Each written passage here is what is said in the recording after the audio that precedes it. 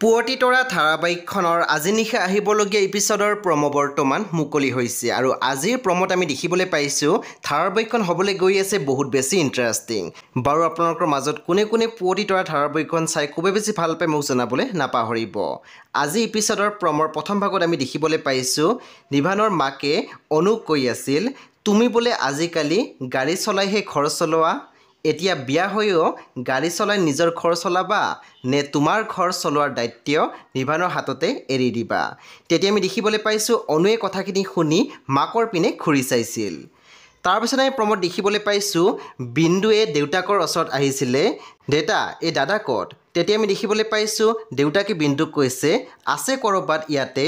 তেতিয়া পুনৰ বিন্দুৱে দেউতাকক কৈছে নাই সি ক'তো, মই গোটেইখন বিচাৰিলোঁ, কল কৰি আছোঁ ফোনডালো অফ। তেতিয়া দেউতাকে মাত দিছে ফোনটো অফ। প্ৰম'ৰ একেবাৰে অন্তিম ভাগত আমি দেখিবলৈ পাইছোঁ হোমৰ গুৰিত নিভান বহি আছিল।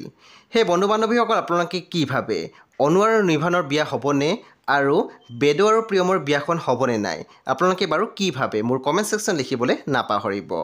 সেই বন্ধু বান্ধৱীসকল আজি নিশা 9 বজাত ৰং টিভিত আহিবলগীয়া পুৱতি তৰা ধাৰাবাহিকখন খুবেই বেছি ইণ্টাৰেষ্টিং হ'বলৈ গৈ আছে, সেই আপোনালোকে চাবলৈ একেবাৰে নাপাহৰিব।